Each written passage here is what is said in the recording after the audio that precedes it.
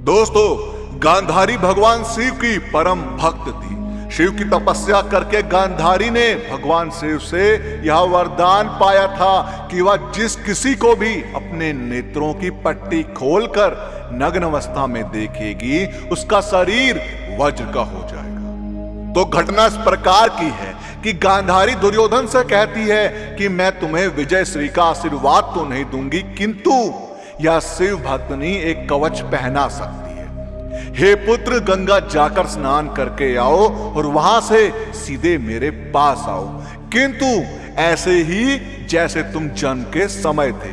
तब दुर्योधन कहता है, नग्न माताश्री। गांधारी कहती है, मां के समक्ष कैसी लज्जा, जाओ स्नान करके निर्वस्त्र आओ। दुर्योधन कहता है, जो आज्ञा माताश्री।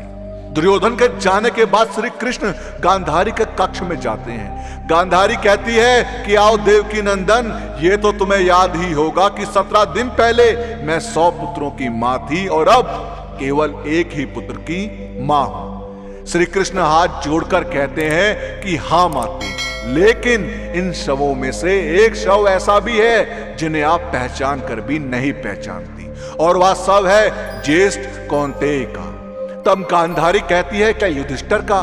तब श्री कृष्ण कहते हैं, नहीं माता, राधे था ज्येष्ठ कौंतेय। यह सुनकर गांधारी दंग रह जाती है। श्री कृष्ण कहते हैं, इसलिए ये मत सोचिए माता कि आपके पुत्रों की ओर से मेरी बुआ का कोई पुत्र युद्ध नहीं कर रहा था।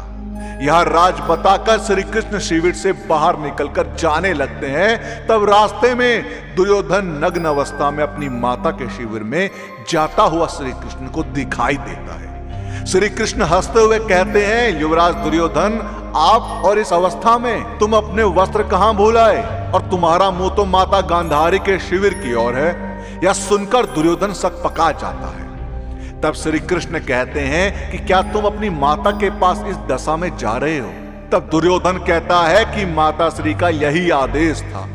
तब श्री कृष्ण कहते हैं, किंतु वो तो तुम्हारी माता है, उन्होंने अनेक बार तुम्हें गोद में लिया होगा। तुम तो पुत्र हो, लेकिन अब एक वयस्क पुत्र हो, और कोई वयस्क अपनी माता के सामने पूर्ण नग्न नहीं जाता। युवराज, भरत वंश की तो ये परंपरा नहीं है। फिर श्री कृष्ण हंसते हुए कहते हैं कि किंतु तुमने तो भरत वंश की परंपरा का पालन करना कभी का छोड़ दिया। जाओ जाओ, माता को प्रतीक्षा नहीं करवानी चाहिए, जाओ। यह कहते हुए श्री कृष्ण हंसते हुए वहां से चले जाते हैं। तब दुर्योधन सोच में पड़ जाता है और फिर वह अपने गुप्तांगों पर केल के पत्ते लपेटकर माता गांधारी के समक्ष उपस्थित हो जाता है और कहता है कि मां, मैं स्नान करके आ गया।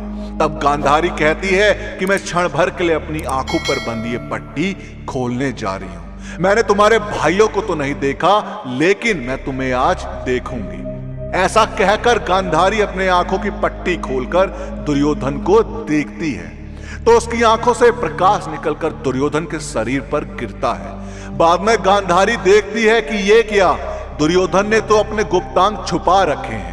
तब वो कहती है कि ये तुमने क्या किया पुत्र? तब दुर्योधन कहता है कि मैं आपके सामने नग्न कैसे आता माताश्री? तब गांधारी कहती है कि किंतु मैंने तो तुम्हें यही आदेश दिया था पुत्र।